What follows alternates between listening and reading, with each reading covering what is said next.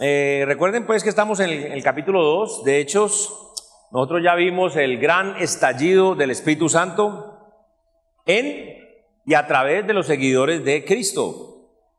Ya hemos estudiado los primeros 4 versículos de este capítulo del gran estruendo del Espíritu, y hoy vamos a estudiar lo que es el avivamiento de los postreros días. Antes de comenzar debemos hacer unas preguntas. ¿Qué podemos esperar en los postreros días? ¿Un avivamiento como el que Pedro nos promete aquí en Hechos 2? ¿O será que nuestros postreros días serán un poco diferentes? Por eso esta mañana vamos a ver el gran avivamiento de los postreros días. Y como es todo el resto del capítulo, no vamos a hacer toda la lectura porque sería muy tedioso. Vamos a orar y vamos a comenzar. Señor Jehová, Padre Santo, te queremos dar toda la gloria y la honra, Señor, y pedirte que esta mañana nos abras el entendimiento, Señor. Podamos escuchar tu voz y podamos comprender lo que tu palabra nos dice aquí, Señor. Y más aún, Señor, llevarla a una aplicación personal en nuestro andar. Padre, haz la obra en cada uno de nosotros porque lo necesitamos. Te lo pedimos y rogamos a través de tu Hijo, nuestro Señor y Salvador Jesucristo. Amén. Muy bien, entonces, el gran avivamiento de los postreros días, Hechos 2, desde el 5 hasta el 47, y vamos a comenzar viendo allí la primera división de este estudio, y es el estruendo de las lenguas. Esto va desde el versículo 5 hasta el 13, el estruendo de las lenguas. Pero mire qué interesante, porque ahí en el versículo 5, lo primero que tenemos que ver es que es una congregación, la congregación de los judíos. Porque mira lo que dice el versículo 5. Moraban entonces en Jerusalén judíos varones piadosos de todas las naciones bajo el cielo. Aquí vemos a judíos, miles de ellos congregados, reunidos en Jerusalén. Recuerden que hemos visto para la fiesta de Pentecostés. Y nuevamente debemos recordar que esta fiesta de Pentecostés es una fiesta anual de los judíos. De los judíos. No es una experiencia mística y común entre los cristianos de hoy en día. Este día no tiene nada que ver con una experiencia cristiana, es una fiesta judía y nada más. Ahora, recordemos lo que está pasando aquí en Hechos 2, que es algo sumamente especial e irrepetible. O sea, este hecho es único en la historia de la humanidad. Porque fue el día en que el Espíritu Santo llegó o vino a la tierra para morar en los creyentes y hacernos, ¿qué? Nacer de nuevo.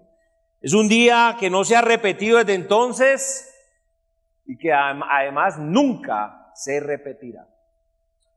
Pasemos al versículo 6, el estruendo de la lengua, el estruendo de las lenguas, porque mire lo que dice. Y hecho este estruendo, se juntó la multitud y estaban confusos porque cada uno les oía hablar en su propia lengua.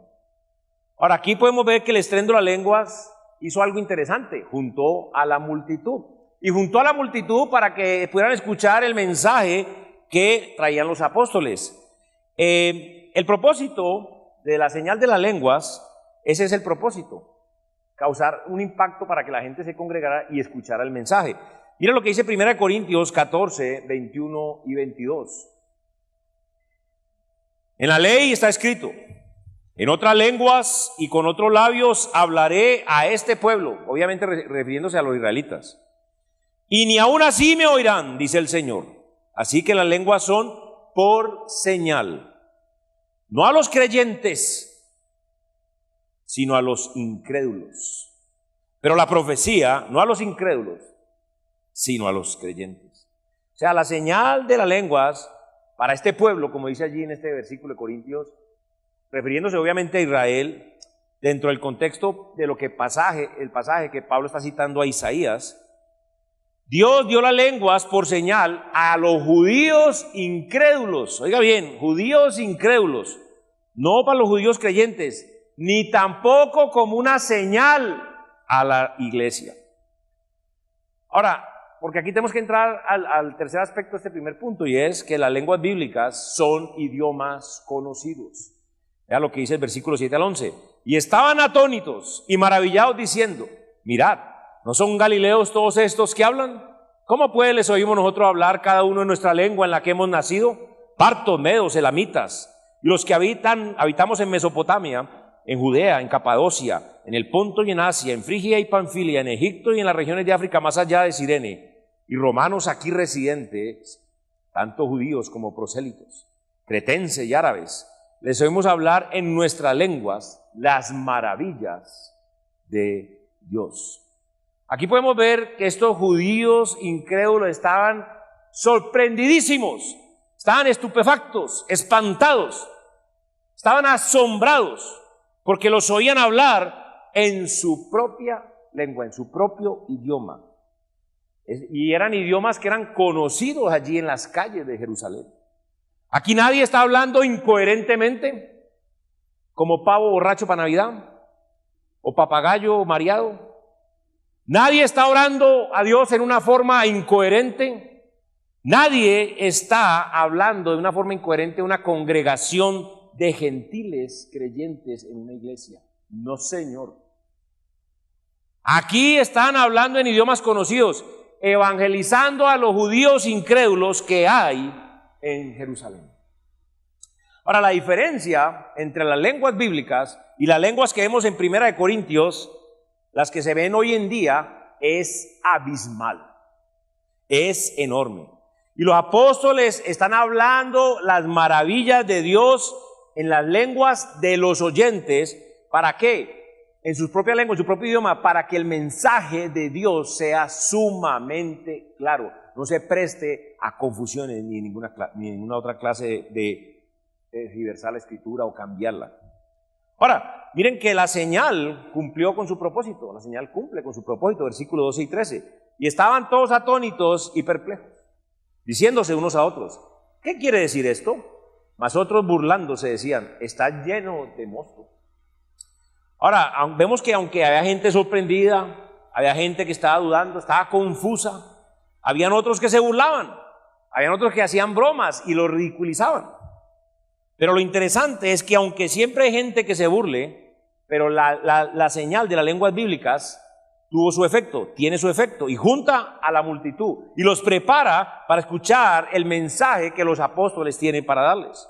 Y esto es exactamente lo que el apóstol Pedro hace enseguida. Hace una predicación al aire libre, porque ese es el segundo punto de esta mañana. La explicación de Pedro. Vamos a ver cómo explica Pedro esto. Y eso va desde el versículo 14 hasta el 35.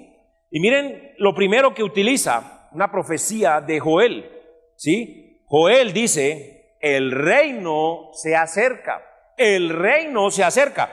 Los versículos 14 hasta el 21 es lo que dice. Entonces Pedro, poniéndose en pie con los 11, alzó la voz y habló diciendo, varones judíos y todos los que habitáis en Jerusalén, esto os sea notorio y oíd mis palabras. Porque estos no están ebrios como vosotros suponéis, puesto que es la hora tercera del día. Mas esto lo he dicho por el profeta Joel, está citando a Joel. Y en los postreros días, dice Dios, derramaré mi espíritu sobre toda carne, y vuestros hijos y vuestras hijas profetizarán. Vuestros jóvenes verán visiones, y vuestros ancianos soñarán sueños. Y de cierto sobre mis siervos y sobre mis siervas en aquellos días derramaré de mi espíritu, y profetizarán.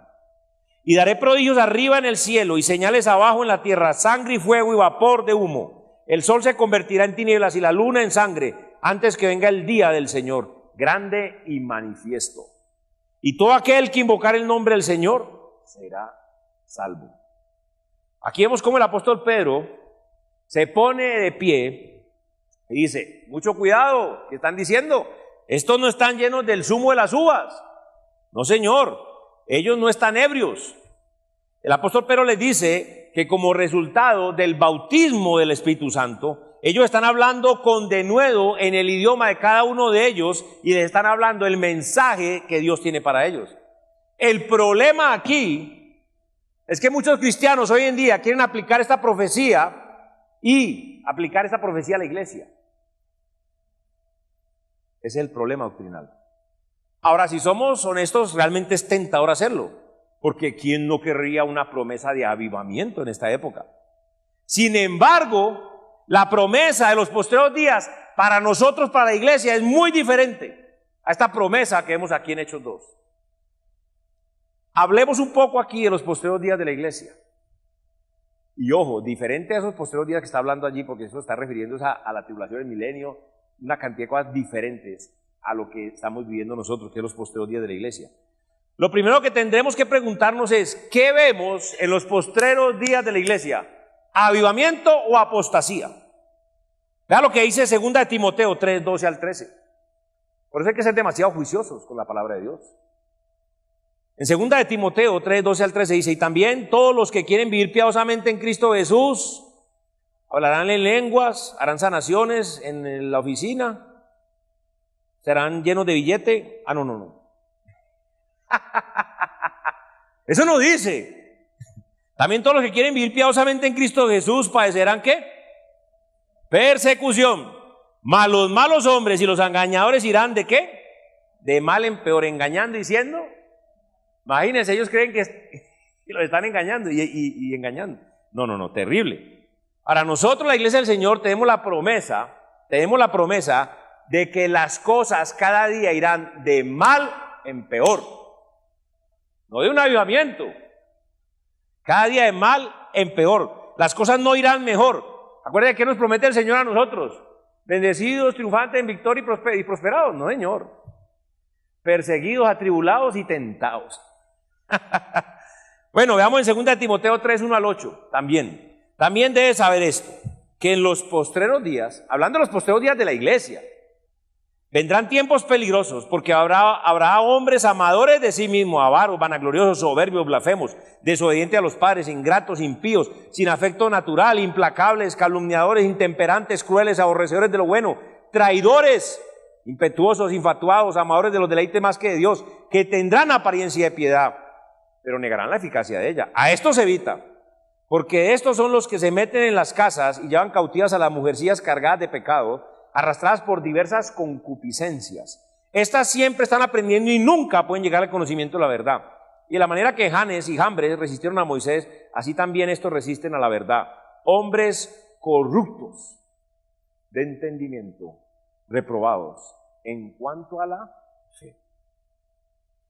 Ahora, nosotros como la iglesia del Señor Jesucristo, tenemos la promesa, oiga bien, promesa de Dios, de que habrán falsos maestros entre nosotros. Y lo más tenaz es que tienen apariencia de piedad. O sea, fácilmente pueden hacer pasar por uno de nosotros. Y dice que engañarán ¿a quiénes?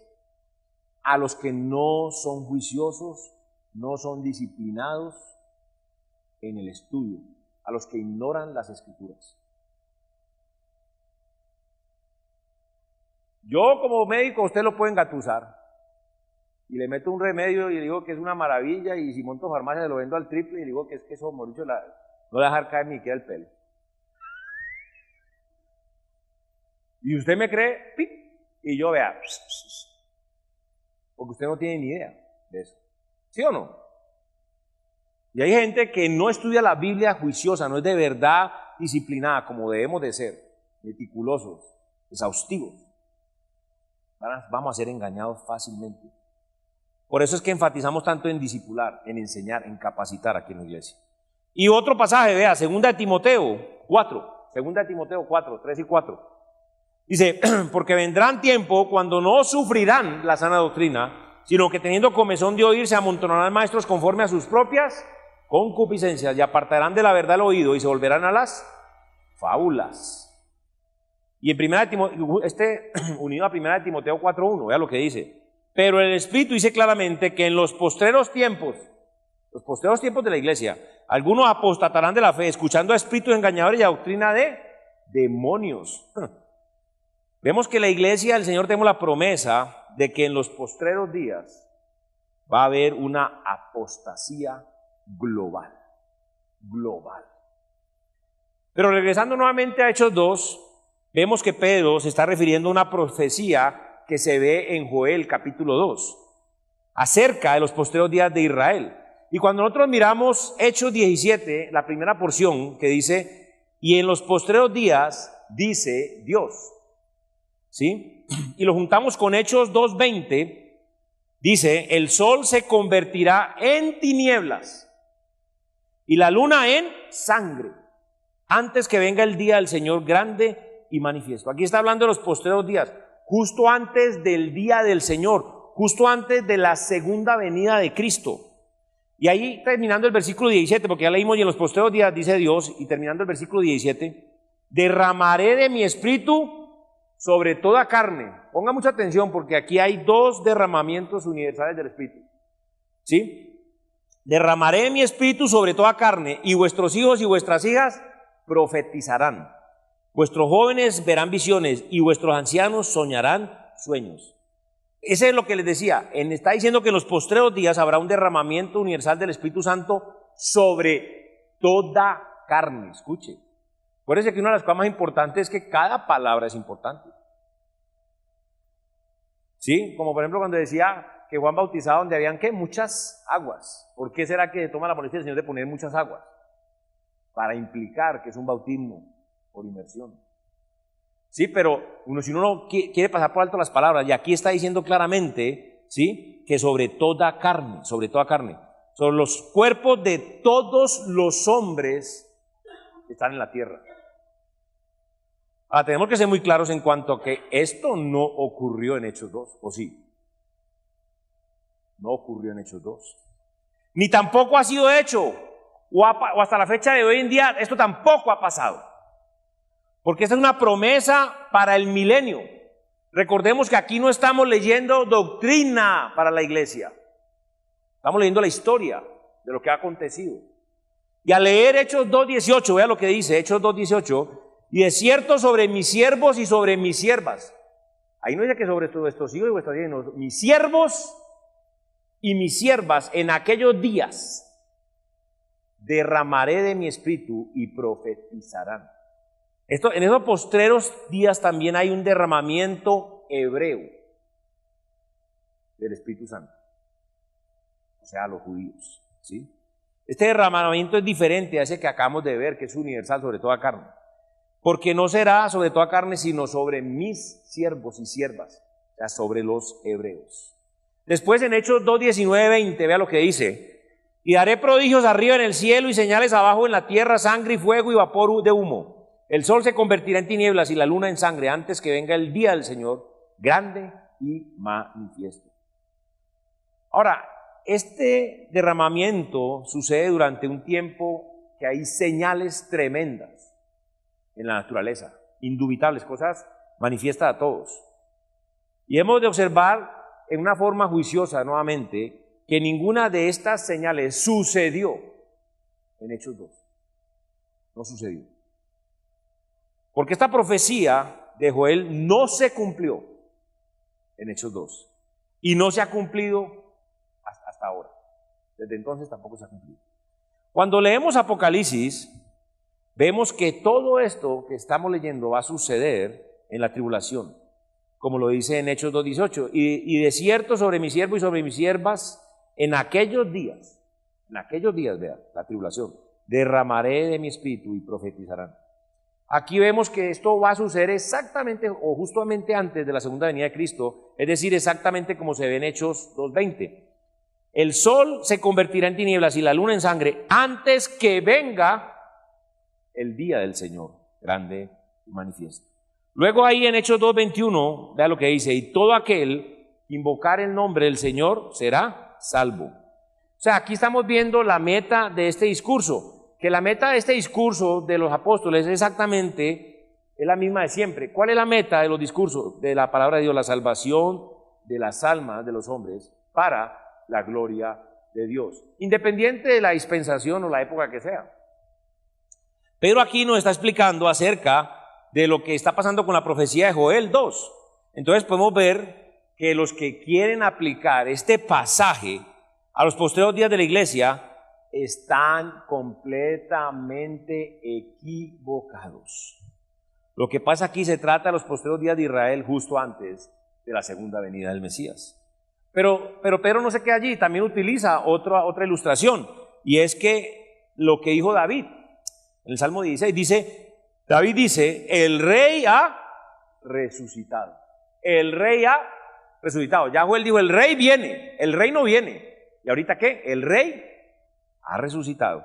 Eso está del 22 al 35, pero vamos a irlo haciendo por partes, en dos partes. Pedro aquí sigue con esta misma explicación. Ahora lo que va a hacer simplemente es usar otra profecía, esta vez una profecía de los Salmos, es el Salmo 16. Vea lo que dice en el versículo 22 hasta el 28, en Hechos 2, 22 al 28.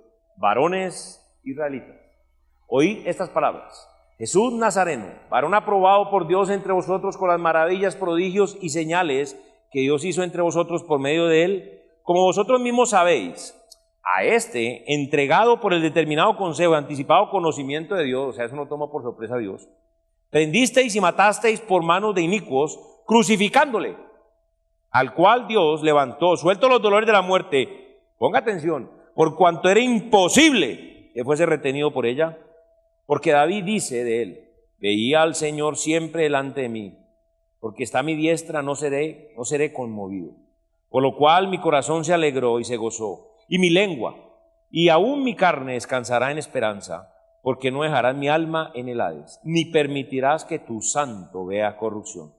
Me hiciste conocer los caminos de la vida, me llenarás de gozo con tu presencia. Este es Pedro simplemente citando, haciendo una referencia al Salmo 16, un salmo que fue escrito por el rey David. Eso es lo que está haciendo ahí nada más. Y por eso continúa allí, después en Hechos 2, 29 al 35. Varones hermanos, se os puede decir libremente del patriarca David, que murió y fue sepultado, y su sepulcro está con nosotros hasta el día de hoy. Pero siendo profeta, y sabiendo que con juramento Dios le había jurado que de su descendencia en cuanto a la carne levantaría al Cristo, para que se sentase en su trono, viéndolo antes, habló de la resurrección de Cristo, que su alma no fue dejada en el Hades, ni su carne vio corrupción. A este Jesús resucitó Dios, de lo cual todos nosotros somos testigos. Así que exaltado por la diestra de Dios, y habiendo recibido del Padre la promesa del Espíritu Santo, ha derramado esto que vosotros veis y oís. Porque David no subió a los cielos, pero él mismo dijo el Señor a mi Señor, siéntate a mi diestra, hasta que ponga a tus enemigos por estrado de mis pies.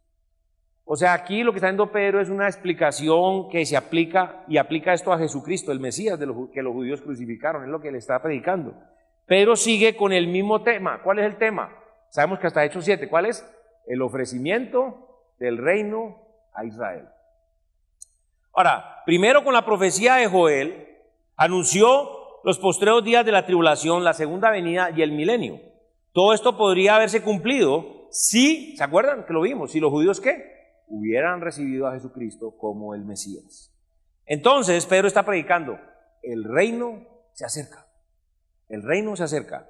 Y seguidamente con la profecía de David, el apóstol Pedro está declarando que Jesús Nazareno es el Mesías prometido, que reinará sobre el trono de David, y su resurrección lo comprueba. Es decir, Pedro está predicando, el rey ha resucitado. O sea, les dice, todo está listo para que se den las cosas.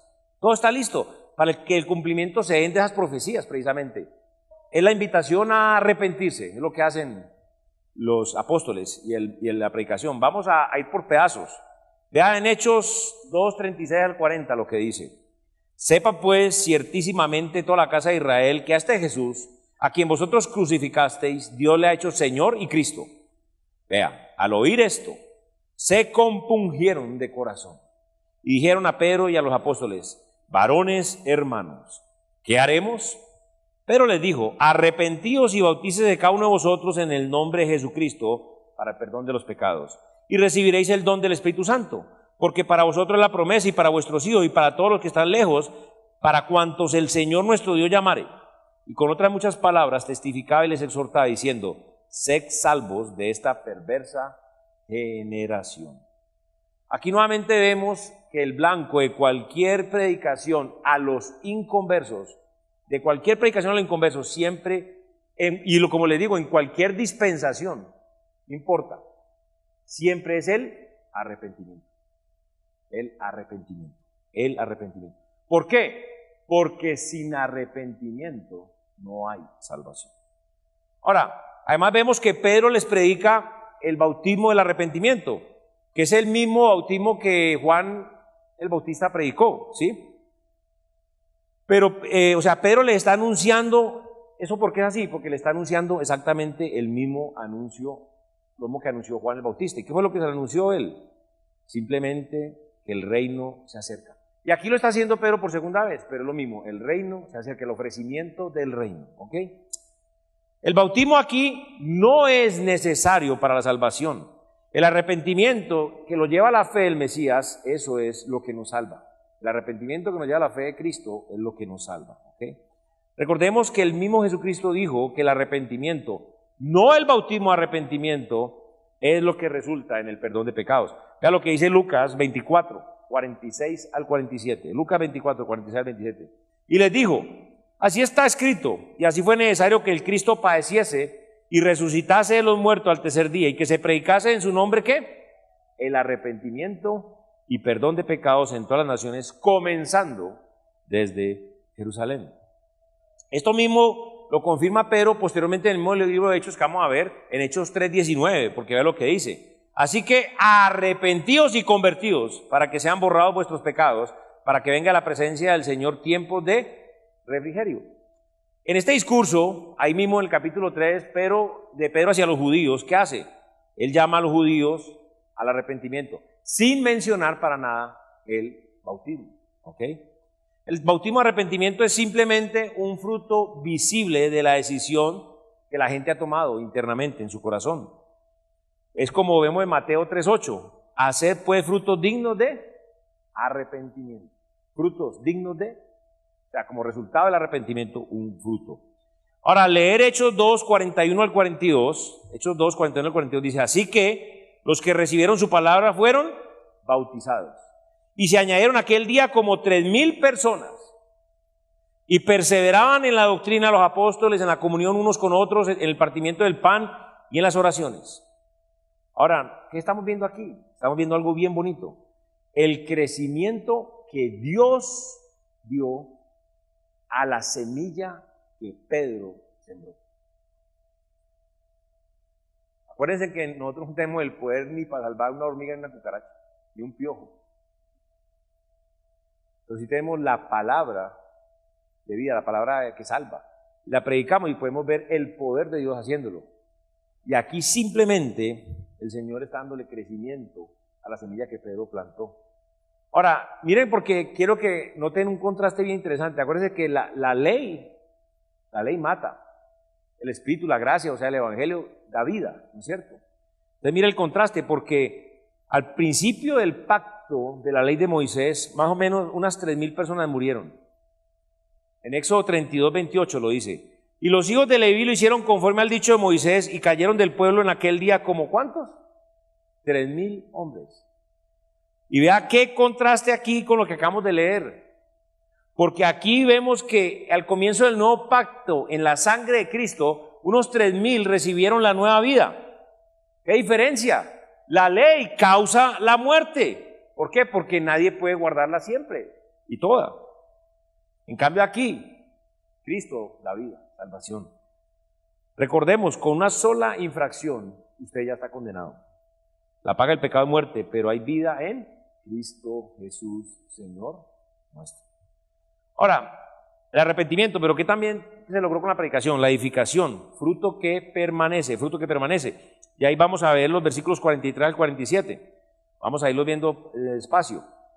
Aquí en Hechos 2:43 dice, y sobrevino temor a toda persona y muchas maravillas y señales eran hechas por los apóstoles. Aquí nosotros vemos cómo el Espíritu Santo de Dios hizo su obra de convencer a las personas, a estos hombres de pecado, de justicia y de juicio, que está por venir, ¿sí? Dice que el Espíritu Santo inspiró en ellos algo bien especial, un temor saludable, los llevó al arrepentimiento. Continuando en Hechos 2, 44 al 45 dice, y todos los que habían creído estaban juntos y tenían en común todas las cosas y vendían sus propiedades y sus bienes y los repartían a todos según la necesidad de cada uno. Aquí estamos viendo algo bien bonito, cómo los hermanos se aman los unos a los otros, cómo suplen las necesidades que tienen entre ellos mismos y todo esto. Pero aquí hay que hacer un paréntesis muy importante, porque si tenemos algún comunista o alguna cosa, queremos aclarar algo aquí. Tenemos que recordar que ellos no están esperando un periodo largo de la iglesia, ¿no es cierto? Ellos están esperando ya la instauración, la venida del Mesías y la instauración del reino, el milenio y todo, ¿correcto? ¿Estamos o no? Bueno, entonces aquí ellos no están estableciendo un patrón de comunismo, sino que están pensando que pronto van a entrar al milenio. Y si eso es así, ¿para qué aferrarse entonces de las cosas materiales? Si ven la importancia de entender bien la palabra de Dios, porque si no sale choneta. Empiezan a decir aquí, bueno, ¿y por qué no comparte lo suyo conmigo? Vaya, véndalo todo lo que tiene de carros, fincas, casas, y tráigalo y compartimos. ¡Ey, no va a faltar el que lo piense, o no! ¡Ay, tan modestos! Bueno, siga. Hechos 2, 46 y 47, vea lo que dice. Y perseverando unánimes cada día en el templo y partiendo el pan en las casas, comían juntos con alegría y sencillez de corazón, alabando a Dios y teniendo el favor con todo el pueblo. Y el Señor añadía cada día a la iglesia a los que habían de ser salvos. Para terminar este gran capítulo, Lucas utiliza un pasaje de resumen. Lucas, sabemos que es un médico y él tenía de costumbre en algunas partes de sus escritos poner un resumen, ¿sí? Y donde resume lo que está pasando. Y aquí podemos ver los creyentes en Jerusalén teniendo un buen testimonio delante de los hombres y también delante del Señor, porque están haciendo lo correcto. Ahora podemos aprender una frase que dentro de todo esto que leímos es supremamente importante, ¿sí? Y en la última parte de Hechos 2:47 dice, cada día. Cada día. Ahí no dice día por medio, cada 8 días, cada tercer día, cada mes. No, Señor. Cada día. Repita conmigo. Cada día. ¿Sí? Hemos de preguntarnos, ¿qué hacían estos creyentes cada día? Es decir, ¿qué hacían los seguidores de Cristo cada día durante la historia relatada en el libro de los Hechos? ¿Qué hacían cada día? Porque eso nos debe llevar a nosotros a preguntarnos qué hacemos nosotros cada día. Es lo mismo que ellos, es algo diferente. ¿Por qué? ¿Será que tenemos que corregir algo en nuestras vidas? Estos creyentes están evangelizando intencionalmente cada día. Y esto lo sabemos porque la Biblia también dice que el Señor añadía a la iglesia a los que habían de ser salvos, ¿correcto? Añadía más miembros a la iglesia. Él, pero era por resultado del trabajo que hacían ellos, ¿qué? Cada día. El evangelismo, mis amados hermanos, es nuestra prioridad principal. Y honestamente creo que estamos fallando en esta área, nos falta. Hay una frase de un señor que se llamaba Oswald J. Smith, un hombre que nació en Odessa, Ontario, en noviembre 8 de 1889, aceptó a Cristo el 8 de enero de 1906 a la edad de 16 años y a la edad de 18 años empezó a predicar la palabra de Dios, el evangelio. Un hombre que fue un gran evangelista, que continuamente tenía una gran pasión por las misiones mundiales. Y Oswald J. Smith dijo, oh mis amigos, estamos agobiados con incontables actividades en la iglesia, mientras la verdadera obra de la iglesia, la de evangelizar y ganar a los perdidos, está casi completamente abandonada. Recordemos entonces, en este capítulo Dios todavía no ha revelado la doctrina de la iglesia. Aquí Dios simplemente estaba haciendo lo mismo, ofreciéndole el reino a Israel. Y para terminar, hagamos una aplicación, la aplicación de hoy, porque acuérdense que todo estudio de la Biblia, si no hay una aplicación, no se ha terminado, es incompleto. Y lo primero que podemos aprender aquí, en este momento, es que no esperemos un gran avivamiento. No espere un gran avivamiento en los posteriores días de la iglesia. No lo espere. La promesa de un avivamiento que vemos en Hechos 2 tiene la profecía de Joel. Y es para Israel durante los posteriores días, antes de la segunda venida y el juicio del milenio. Recordemos entonces, hermanos, la promesa para nosotros, la iglesia, el cuerpo de Cristo, los creyentes, en cuanto a los posteriores días es bastante diferente a un avivamiento, porque es que apostasía. Ahora, ojo, lo segundo que podemos aprender es que podemos escapar de participar de la mediocridad de estos días. Podemos escapar de participar en la mediocridad de nuestros días, ¿sí? El hecho de que durante los posteriores días de la iglesia reine la apostasía no quiere decir que nosotros tengamos que participar de esa mediocridad. Podemos, si queremos y creemos, experimentar un avivamiento personal, individual, por medio de hacer la obra que el Señor nos dejó para hacer. Vea lo que la Biblia dice en Apocalipsis 3, 14 al 17. Y escribe al ángel de la iglesia de la Odisea: he aquí el amén, el testigo fiel y verdadero, el principio de la creación de Dios dice esto: yo conozco tus obras, que ni eres frío ni caliente. Ojalá fuese frío o caliente, pero por cuanto eres tibio y no frío ni caliente, te vomitaré de mi boca. Porque tú dices: yo soy rico y me he enriquecido y ninguna cosa tengo necesidad, y no sabes que eres un desventurado, miserable, pobre, ciego y desnudo. La última iglesia que se menciona en la Biblia es el último cuadro de la última iglesia antes del arrebatamiento, y es la iglesia de la Odisea, es nuestra iglesia, nuestra época. Una iglesia en apostasía, tibia, apática, indiferente, mediocre y materialista. Esta es la iglesia cristiana de hoy en día, y ya sabemos que será, ¿esto irá de qué? ¿De mal en peor? Leamos ahí mismo en Apocalipsis 3, 20 al 22 lo que dice: he aquí, yo estoy a la puerta y llamo. Si alguno oye mi voz y abre la puerta, entraré a él y cenaré con él y él conmigo. Al que venciere le daré que se siente conmigo en mi trono, así como yo he vencido, y me he sentado con mi Padre en su trono. El que tiene oído, oiga lo que el Espíritu dice a la iglesia, a las iglesias. Recordemos que como esta iglesia, que es tibia, apática, indiferente, mediocre y materialista, ni usted ni yo tenemos por qué ser así. ¿Sí? Cristo le escribió a esta iglesia y pronunció el juicio sobre esa iglesia. Dijo: esta iglesia va a ser una iglesia apóstata, la apostasía. Y aquí en Apocalipsis 3:20, como ya lo leímos, dice: aquí yo estoy a la puerta y llamo. Si alguno, vea lo que dice: si alguno oye mi voz y abre la puerta, entraré en él, cenaré con él y él conmigo. O sea, Cristo diciendo: la iglesia lo que la va a caracterizar es la apostasía. Pero si alguno, si alguno, el Señor está dando una invitación personal.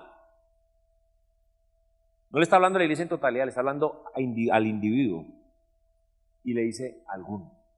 Si alguno de nosotros quiere, puede vencer esa apatía y la apostasía de nuestra época. Es decir, podemos ser diferentes entre un montón de indiferentes. Nosotros, mis amados hermanos, podemos experimentar el avivamiento personal si queremos y si creemos. Pero hay que entender que depende de cada uno de nosotros. Es decir, depende del individuo. Acuérdense que yo les enseño francés. ¿Depende de quién? De moi. ¿Ok? Piénselo usted en su trabajo. Si usted es exitoso, usted, ¿depende de quién? De usted. Si usted en la universidad saca buenas notas, es porque depende de quién? De usted. Si usted es un cristiano apático, mediocre, materialista, es porque usted lo quiere ser así. Cristo está tocando la puerta de cada individuo en la iglesia de la Odisea, de cada individuo, y cada uno de nosotros hemos de responderle. Se trata de una decisión personal, individual. Vea lo que dice Apocalipsis 3, 18 y 19. Por tanto, yo te aconsejo que de mí compres oro refinado en fuego, que seas rico, y vestiduras blancas para vestirte, y que no se descubra la vergüenza de tu desnudez, y unge tus ojos con colirio para que veas. Yo reprendo y castigo a todos los que amo. Sé pues celoso y arrepiéntete. Podemos abrir la puerta al Señor de nuestro corazón y entrar en un avivamiento personal. Pero para esto hemos de cumplir 3 requisitos. El primero, hemos de comprar oro refinado. Ahora, esto es un cuadro de pagar el precio por conocer a Dios. El oro en la Biblia es un cuadro de la deidad de Dios. Entonces, uno paga el precio por este oro haciendo el esfuerzo para conocer a Dios mediante la Escritura. Muchas veces la gente piensa que leer la Biblia es como por agüero, que le va a ir bien, que si entre más Biblia lea, más santo va a ser. Eso es absurdo. Entre más Biblia viva usted, sí. Pero para poder vivir, usted tiene que conocer lo que tiene que vivir. Porque si usted no sabe lo que tiene que vivir, ¿cómo lo va a vivir? Ay, me salió bien. Pero si yo no conozco, entonces, ¿cómo hace usted para hacer una cirugía si no ha leído la teoría de la cirugía? Imagine, opérese, bueno, y sin leer. Después ya lo que está en una necropsia. ¿Cómo va a saber usted lo que Dios espera de usted, como Dios te trata? Usted tiene que meterse a la Biblia a escuchar la voz de Dios, a conocerlo a Él. Véalo por ese lado, no lo vea que tiene que leer, que su papá le dijo, que su mamá, o que entonces que el líder del ministerio, que el pastor. No. Usted con Dios, métase ahí. Conózcalo. Escuche la voz de Dios. También hemos de comprar vestiduras blancas. Esto es un cuadro de pagar una vida de santidad. Las vestiduras blancas forman un cuadro de nuestras acciones justas, es decir, acciones de santidad. Apocalipsis 19:8 lo dice. Y a ella se le ha concedido que se vista de lino fino, limpio y resplandeciente, blanco. Porque el lino fino es las acciones justas de los santos. Es una vida justa. Si usted dice que es hijo de Dios, compórtese como un hijo de Dios. No sea ni mentiroso, ni tumbador, ni engañador, ni adúltero, ni fornicario, ni ladrón, ni murmurador, nada de eso. Pero también hemos de ungir nuestros ojos con colirio. Es un cuadro de empezar a andar por fe, o sea, por lo que la Biblia dice, no por vista. En 2 Corintios 5:7 dice, porque por fe andamos, no por vista. Y en Hebreos 11:6 dice, porque sin fe es imposible agradar a Dios, porque es necesario que el que se acerca a Dios crea que le hay y que es galardonador de los que le buscan. Hay que confiar en Dios y demostrarlo. Vivir por fe, no por vista. Y ahí en Apocalipsis 3:19, vea lo que dice entonces. Yo reprendo y castigo a todos los que amo. Sé pues celoso y ¿qué? Arrepiéntete. Está diciendo que tenemos que cambiar. Dios nos está diciendo que tenemos que cambiar. Tenemos que cambiar muchas cosas y de maneras muy radicales en nuestra vida. Y ojalá Dios te haya hablado y tú entiendas de qué te estoy diciendo. Cada uno el Señor nos toca y sabemos de qué nos está hablando el Señor. Si usted no conoce al Señor Jesucristo, déjeme decirle que es simplemente porque usted nunca se ha sometido voluntariamente a Dios. Usted nunca ha decidido voluntariamente hacer lo que Dios espera de usted. ¿Por qué no reconoce que usted es un pecador? Si usted dice mentira, usted es un mentiroso. Si usted ha deseado la mujer de otro, el carro de otro, el perro de otro, la taza de café del otro, usted es un codicioso. Si usted es casado y ha tenido relaciones sexuales por fuera, usted es un adúltero. Si usted es soltero y tiene relaciones sexuales, usted es un fornicario. Si usted llega 5 minutos tarde al trabajo, sale 5 minutos antes, usted es un ladrón, porque usted le pagan por 8 horas y 8 horas tiene que trabajar. Usted es un pecador. Usted ha ofendido a Dios y Dios está enojado con usted. La única forma de salvarse es arrepentirse, dispuesto a confesarle esos pecados con un deseo de apartarse. Sabemos que no podemos, entonces tenemos que recurrir a Cristo de verdad, a pedirle que nos salve de nuestras maldades, de nuestras iniquidades, que nos lave con su sangre, que nos selle con su Espíritu Santo, que nos dé vida nueva. Ahora, hermanos, hoy nuevamente hemos visto que las lenguas bíblicas de Hechos 2 son realmente muy diferentes a las lenguas que vemos en 1 Corintios 14, y ya de entrada, que después estaremos estudiando este libro, pero sepan que eso es un regaño, esto no es ninguna felicitación de Pablo, es un regaño tenaz a esa iglesia carnal. Las lenguas bíblicas son idiomas que dan claramente y sin tergiversaciones el mensaje de Dios a los oyentes.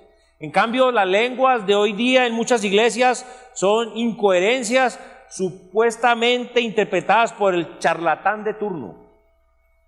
Hermanos, hoy en día no hemos de esperar un avivamiento de la iglesia del Señor. Más bien lo que hemos de esperar y experimentar en los posteriores días de la iglesia es la apostasía. Recordemos que lo que sí podemos hacer y experimentar nosotros es un avivamiento personal individual, es una decisión individual por someternos y obedecer al Señor Jesucristo en hacer la obra que el Señor nos dejó para hacer. Evangelismo, discipulado, edificar la iglesia. No olvidemos la responsabilidad, la urgencia, mis amados hermanos, de predicar el Evangelio de Cristo. Es decir, que hemos de predicar la cruz de Cristo, es suficiente. Cristo viene pronto. Te voy a preguntar esta mañana, ¿quieres tomar la decisión de ser celoso por el Señor?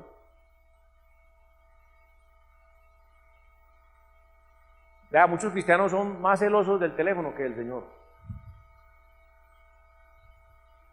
Le tienen clave, se mantienen.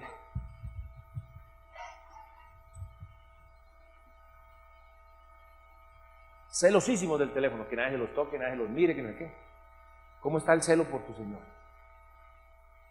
¿Qué tan celoso eres por Jesucristo? ¿Vas a tomar la decisión de ser celoso por el Señor? ¿No quieres haber tomado la decisión de vivir para el evangelismo y el discipulado antes de enfrentar el tribunal de Cristo? ¿No quieres vivir para cumplir la misión de Dios cada día? Como los creyentes que vemos en el libro de los Hechos. Yo sí. Yo quiero tomar esa decisión. ¿Usted? ¿Qué va a hacer usted? ¿Qué va a hacer? Vamos a orar. Señor Padre Santo, gracias por tu palabra, porque tu palabra es la verdad, que corre y sea glorificada y cumple el propósito por el cual tú la enviaste. Te damos gracias, Señor, por ella y haz la obra que cada uno de nosotros necesitamos.